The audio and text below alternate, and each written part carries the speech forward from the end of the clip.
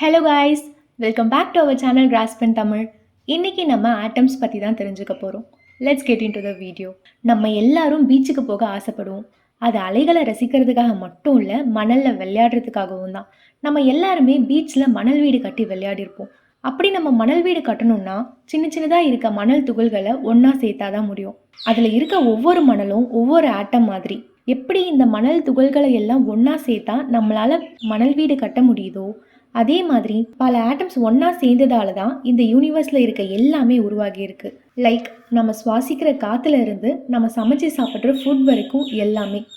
Basic structure of atom. First, nucleus. Atom ஒரு சின்ன solar system மாதிரி இமேஜின் பண்ணிக்கோங்க.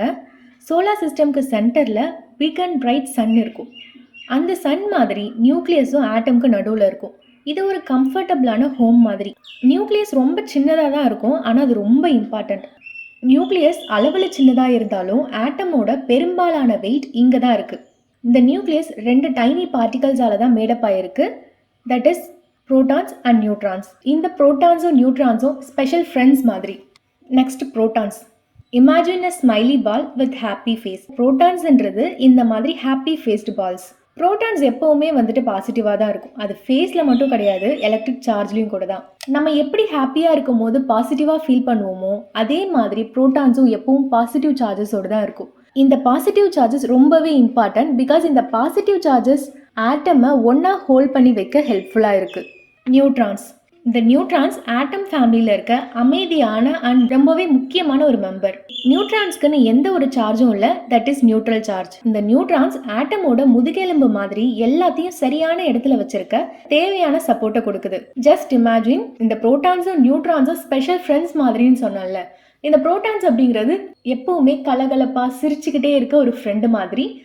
அண்ட் நியூட்ரான் அப்படிங்கிறது எந்த சுச்சுவேஷன்லையும் காம ஹேண்டில் பண்ற ஒரு அமைதியான ஃப்ரெண்ட் மாதிரி. இது ரெண்டும் நியூக்ளியஸோட பார்ட்ஸ். Next, electrons. எவ்ரி ஆட்டம்ஸ்க்கு நடுவில் ஒரு கம்ஃபர்டபுளான சென்டர் இருக்கு, தட் இஸ் நியூக்ளியஸ். அந்த நியூக்ளியஸ் ஒரு கம்ஃபர்டபுளான ஹோம் மாதிரி. எலக்ட்ரான்ஸ் அந்த நியூக்ளியஸை சுற்றி விளையாடுற கிட்ஸ் மாதிரி. இந்த எலக்ட்ரான்ஸ் ரொம்ப வேகமாக மூவ் ஆகும், ஆனால் அது ஒன்னோட ஒன்று மோதிக்காது.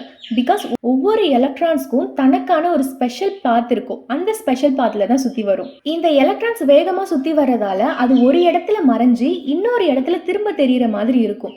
இந்த யூனிக் ப்ராப்பர்ட்டி தான் எலக்ட்ரான்ஸ் மற்ற ஆட்டமோட இன்ட்ராக்ட் பண்ணி நம்மளை சுற்றி இருக்க எல்லா பொருளையும் கிரியேட் பண்ண ஹெல்ப்ஃபுல்லாக இருக்குது. எப்படி நம்ம மணல் வீடு கட்டும் போது ஒவ்வொரு மணலோட பங்கும் முக்கியமானதோ, அதே மாதிரி ஒவ்வொரு ஆட்டம்லேயும் எலக்ட்ரானோட பங்கு ரொம்பவே முக்கியமானது. ஆட்டமோட செயல்பாடுகள், அப்புறம் இந்த யூனிவர்ஸில் இருக்க ஒவ்வொரு பொருளும் உருவாக்க ஆட்டம்ஸ் எதுக்கு இம்பார்ட்டன்ட்னு தெரிஞ்சுக்க எலக்ட்ரான்ஸ் அண்ட் அதோட ஆர்பிட்ஸ் பற்றி தெரிஞ்சுக்கிறது ரொம்பவே important. Anti electrons or positrons. இப்போ நீங்கள் மிரரை பார்த்தீங்கன்னா அதில் உங்களோட ரெஃப்ளெக்ஷன் தெரியும். அந்த இமேஜ் உங்களை மாதிரியே இருக்கும், பட் அந்த இமேஜ் ஃப்ளிப் ஆகியிருக்கும். ஆன்டி எலக்ட்ரான்ஸ்ன்றது எலக்ட்ரானோட மிரர் இமேஜ் மாதிரி தான். இப்போ இந்த ஆன்டி எலக்ட்ரான்ஸ் எலக்ட்ரான்ல இருந்து எந்த விதத்துல வேறுபடுது அப்படிங்கிறத பத்தி தெரிஞ்சுக்கலாம். எலக்ட்ரான்ஸ்ல நெகட்டிவ் சார்ஜ் இருக்கும், தட் இஸ் மைனஸ் சைன் இருக்கும். பட் இந்த ஆன்டி எலக்ட்ரான்ஸ்ல பாசிட்டிவ் சார்ஜஸ் இருக்கும், தட் இஸ் பிளஸ் சைன். இந்த எலக்ட்ரான்ஸும் ஆன்டி எலக்ட்ரான்ஸும் மீட் பண்ணும்போது, லைக் எலக்ட்ரான்ஸும் ஆன்டி எலக்ட்ரான்ஸும் ஹக் பண்ணும்போது ஒரு எனர்ஜி கிரியேட் ஆகும். This energy will be in the form of light. இந்த யூனிவர்ஸ் எப்படி ஒர்க் ஆகுதுன்னு தெரிஞ்சுக்கிறதுக்காக சயின்டிஸ்ட் இந்த anti electrons and other particles பற்றி படிக்கிறாங்க.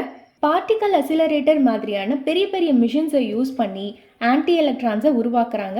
அப்புறம் அந்த ஆன்டி எலக்ட்ரான்ஸ் மற்ற பார்ட்டிகல்ஸோட இன்ட்ராக்ட் ஆகும்போது என்ன நடக்குதுன்னு அனலைஸ் பண்ணவும் இது ரொம்பவே ஹெல்ப்ஃபுல்லாக இருக்குது. Atomic number and mass number. For example, இப்போ நீங்கள் கடற்கரையில் கட்டியிருக்க வெவ்வேறு மணல் வீடை எக்ஸாமைன் பண்ணுறீங்க.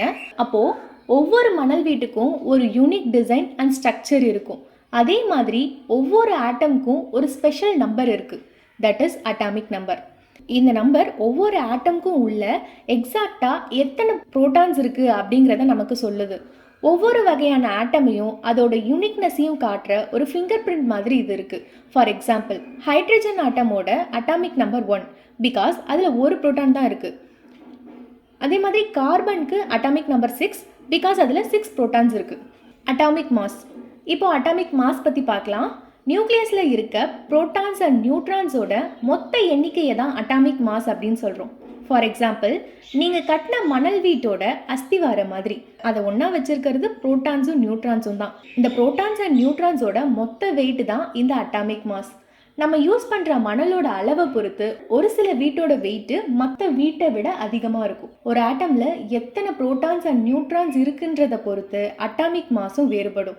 ஃபார் எக்ஸாம்பிள், ஹீலியம் ஆட்டம்ல 2 புரோட்டான்ஸ் 2 நியூட்ரான்ஸ் இருக்குன்னா அதோட atomic mass 4 atomic mass units. அதே மாதிரி ஆக்சிஜன்ல 8 புரோட்டான்ஸ் 8 நியூட்ரான்ஸ் இருக்குன்னா அதோட atomic mass 16 atomic mass units. Atomic number and mass number இது ரெண்டையுமே புரிஞ்சுக்கிறது ரொம்ப அவசியம்.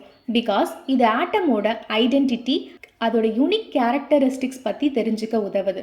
அண்ட் இது டிஃப்ரெண்ட் டைப்ஸ் ஆஃப் ஆட்டமை கிளாஸிஃபை பண்ண சயின்டிஸ்ட்டுக்கு ஹெல்ப்ஃபுல்லாக இருக்குது. தென் மாலிகுல் அண்ட் நம்மளை சுற்றி இருக்க எல்லா சப்ஸ்டன்ஸையும் ஆட்டம் எந்த விதத்தில் சேர்ந்து உருவாக்கியிருக்கு அப்படிங்கிறத தெரிஞ்சுக்கவும் உதவியாக இருக்குது. Electrons and energy level. ஆட்டம்க்கு நடுவில் நியூக்ளியஸ் இருக்கும். அது ஒரு கம்ஃபர்டபுளான ஹோம் மாதிரி. அதை சுற்றி எலக்ட்ரான் சுற்றி வர்றதுக்கான பாத்வேஸ் இருக்கும். இந்த பாத்வேஸ் தான் எனர்ஜி லெவல்ஸ் ஆர் ஷெல்ஸ். இந்த ஷெல்ஸ்லாம் அடுக்குமாடி கட்டடத்தில் இருக்க ஒவ்வொரு ஃப்ளோர் மாதிரி. இந்த ஒவ்வொரு ஃப்ளோர்லையும் ஒரு குறிப்பிட்ட எண்ணிக்கையான மெம்பர்ஸ்க்கு இடம் கொடுக்க முடியும். அதே மாதிரி இந்த ஷெல்ஸும் ஸ்பெசிஃபிக் நம்பர் ஆஃப் எலக்ட்ரான்ஸ்க்கு இடம் கொடுக்கும். எலக்ட்ரான்ஸ் ரேண்டமாக அங்கே இங்கன்னு சுற்றி வராது. அது இந்த எனர்ஜி ஷெல்லை ஒரு ஸ்ட்ரக்சர்டு மேனரில் ஆக்குப்பை பண்ணியிருக்கு. லைக் கட்டிடத்துக்கு வர கெஸ்ட் டிஃப்ரெண்ட் ஃப்ளோர்ஸ்க்கு போயிட்டு அங்கே இருக்க பீப்புளோட மிங்கிளாக என்ஜாய் பண்ணுறாங்கல்ல, அந்த மாதிரி. ஒவ்வொரு எனர்ஜி லெவலுக்கும் maximum certain number of electrons வச்சிருக்க திறன் இருக்குது. ஃபர்ஸ்ட் ஷெல் நியூக்ளியஸ்க்கு பக்கத்தில் இருக்கும் அண்ட் அதால் 2 எலக்ட்ரான்ஸை ஹோல்ட் பண்ண முடியும். செகண்ட் ஷெல்லால் 8 எலக்ட்ரான்ஸை ஹோல்ட் பண்ண முடியும். இந்த மாதிரி போயிட்டே இருக்கும். இந்த மாதிரி ஆர்கனைஸ்டாக இருக்கிறதால எலக்ட்ரான்ஸால் ஆட்டம்குள்ளே ஸ்டேபிளாக இருக்க முடியுது. இந்த ஆட்டம்ஸ் ஒரு எனர்ஜி லெவலில் இருந்து இன்னொரு எனர்ஜி லெவலுக்கு ஜம்ப் பண்ணும். ஆனால் அது ஒரு ஸ்பெசிஃபிக் வேலை இருக்காது. ஒவ்வொரு ஆட்டமும் எவ்வளோ எனர்ஜியை கெயின் பண்ணுது இல்லை லாஸ் பண்ணுதுங்கிறத பொறுத்து ஹையர் எனர்ஜி லெவலுக்கோ இல்லை லோயர் எனர்ஜி லெவலுக்கோ மூவ் ஆகும். ஃபார் எக்ஸாம்பிள், ஆட்டம் எனர்ஜியை அப்சர்வ் பண்ணுது அப்படின்னா டெம்பரவரியாக எலக்ட்ரான்ஸ் ஹை எனர்ஜி லெவலுக்கு ஜம்ப் பண்ணும். அப்புறம் அதை அப்சர்வ் பண்ண எனர்ஜியை லைட்டாவோ இல்லை ஹீட்டாவோ ரிலீஸ் பண்ணதுக்கப்புறம் அதோட ஒரிஜினல் பொசிஷனுக்கு வந்துடும். ஆட்டம்ஸ் எப்படி இன்ட்ராக்ட் ஆகுது அண்ட் எப்படி மாலிகுல்ஸை கிரியேட் பண்ணுது அப்படிங்கிறத தெரிஞ்சுக்க இது ரொம்பவே ஹெல்ப்ஃபுல்லாக இருக்கும். Bonding and molecules. இமேஜின், நீங்கள் இப்போ குக்கீஸ் மேக் பண்ண போகிறீங்க அப்படின்னா அதில் மாவு, சர்க்கரை, பட்டர்னு நிறைய இன்க்ரீடியன்ஸை மிக்ஸ் பண்ண வேண்டியிருக்கும். அந்த இன்க்ரீடியன்ஸை மிக்ஸ் பண்ணி பேக் பண்ணும்போது தான் நமக்கு சுவையான குக்கீஸ் கிடைக்கும். மாலிகுல்ஸும் அந்த இன்க்ரீடியன்ஸ் மாதிரி தான். ஆனால் அது நம்ம கண்ணால் பார்க்க முடியாத அளவுக்கு ரொம்ப சின்னதாக இருக்கும். நம்ம குடிக்கிற வாட்டரும் மாலிகுல்ஸால் தான் மேடப் ஆகியிருக்கு. ஒவ்வொரு வாட்டரும் மினி ரெசிபி மாதிரி தான். இந்த ரெசிபியில் 2 பார்ட்ஸ் ஆஃப் ஹைட்ரஜனும் 1 பார்ட் ஆஃப் ஆக்சிஜனும் இருக்குது. டுகெதர் சேர்ந்து நமக்கு H2O கிடைக்கும், that is water. Molecules just வாட்டரில் மட்டும் இல்லை, நம்ம ஸ்கின்ல இருக்க செல்ஸ், நம்ம சாப்பிட்ற ஃபுட் எல்லாமே இந்த மாலிகுல்ஸால் தான் மேடப் ஆகியிருக்கு. ஒரு சில மாலிகுல்ஸ் வாட்டர் மாதிரி ரொம்ப சிம்பிளாக இருக்கும். ஒரு சிலது ரொம்ப காம்ப்ளிகேட்டடாக இருக்கும், லைக் ப்ரோட்டீன்ஸ் அண்ட் டிஎன்ஏ. நம்ம ப்ரீத் பண்ணுற யாருமே மாலிகுல்ஸ் தான் அப்படிங்கிறத ஞாபகம் வச்சுக்கோங்க. How do atom bond? Chemical பாண்ட்ஸில் 2 மெயின் டைப்ஸ் இருக்குது. ஒன்று கோவலன்ட் பாண்ட், இன்னொன்று ionic bond.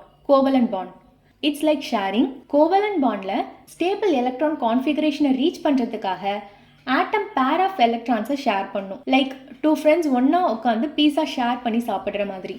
Example, hydrogen and oxygen atom bonds to form H2O, that is water. இது அவுட்டர் எனர்ஜி லெவலை கம்ப்ளீட் பண்ணி ஸ்டேபிள் ஆகிறதுக்காக எலக்ட்ரான்ஸை ஷேர் பண்ணும். இந்த மாதிரி எலக்ட்ரான்ஸை ஷேர் பண்ணுறதால மாலிகுல்ஸை ஹோல்ட் பண்ணி வச்சிருக்க ஒரு ஸ்ட்ராங்கான பாண்டை கிரியேட் பண்ணுது. Next, ionic bond. இது ஷேர் பண்ணுறதுக்கு பதிலாக ஒரு ஃப்ரெண்டு இன்னொரு ஃப்ரெண்டுக்கு gift கொடுக்குற மாதிரி.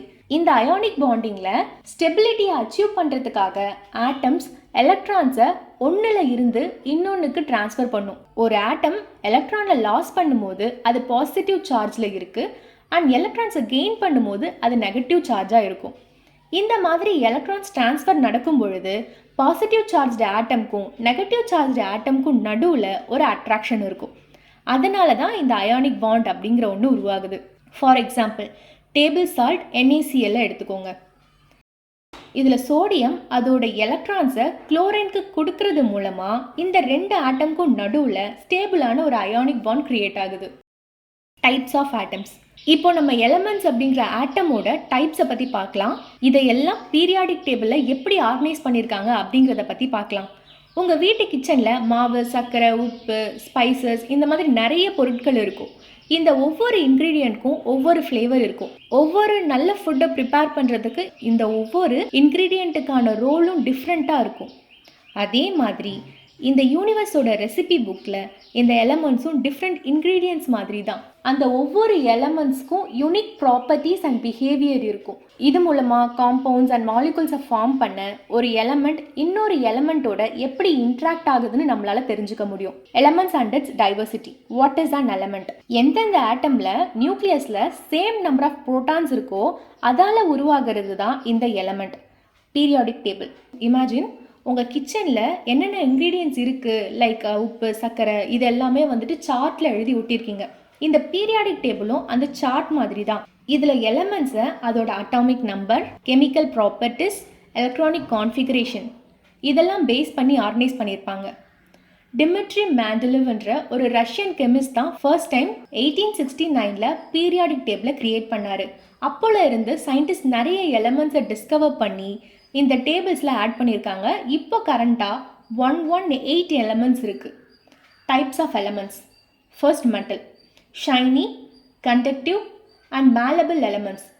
This are known as metals. Example copper, iron, gold இதெல்லாம் வந்து மெட்டல் கேட்டகரியில் வரும். செகண்ட், நான் மெட்டல் எலமெண்ட்ஸ். யூஸ்வலாக இது கேஸஸாக இருக்கும். பிரிட்டில் சாலிட், தட் இஸ் உடையக்கூடியதாக இருக்கும். அண்ட் இந்த எலமெண்ட்ஸில் மெட்டாலிக் ப்ராப்பர்ட்டிஸ் எதுவும் இருக்காது. எக்ஸாம்பிள் ஆக்சிஜன், கார்பன், நைட்ரஜன் இதெல்லாம் வந்துட்டு நான் மெட்டாலிக் எலமெண்ட்ஸ். அடுத்த மெட்டலாய்ட்ஸ். மெட்டல்ஸ்க்கும் நான் மெட்டல்ஸ்க்கும் நடுவில் இருக்க ப்ராப்பர்ட்டிஸ் கொண்டது தான் இந்த elements. Example silicon, arsenic, boron இதெல்லாம் மெட்டலாய்ட்ஸ். Properties of elements. ஒரு எலமெண்ட் எப்படி பிஹேவ் பண்ணுது அப்படிங்கிறத அந்தந்த எலமெண்ட்க்குன்னு இருக்க unique and physical chemical property தான் டிசைட் பண்ணுது. This properties include melting and boiling points, density, reactivity, types of compound it form. For example, sodium வந்துட்டு highly reactive. இதில் இருந்து டேபிள் சால்ட் மாதிரியான காம்பவுண்ட்ஸ் ஃபார்ம் ஆகுது. ஹீலியம் வந்துட்டு inert element. இது ரேராக தான் காம்பவுண்ட்ஸை ஃபார்ம் பண்ணும். Importance of periodic table. எலமெண்ட்ஸோட பிஹேவியர் அண்ட் கெமிக்கல் ரியாக்ஷன் பற்றி தெரிஞ்சுக்க ஹெல்ப்ஃபுல்லாக இருக்கும். பீரியாடிக் டேபிளில் ஒரு எலமெண்ட் எங்கே இருக்குன்றதை வச்சு சயின்டிஸ்ட் அதோட ப்ராப்பர்ட்டிஸை புரிஞ்சுக்க முடியும். அந்த எலமெண்ட்ஸ் எப்படி இன்னொரு எலமெண்ட்டோட இன்ட்ராக்ட் ஆகுது அப்படிங்கிறதையும் தெரிஞ்சுக்க முடியும். இப்போ உங்களுக்கு ஆட்டமை பற்றின ஒரு ஐடியா கிடைச்சிருக்கும்னு நினைக்கிறேன். உங்களுக்கு ஏதாவது டவுட்ஸ் இருந்தால் கமெண்ட் பண்ணுங்கள். That's all about today's video.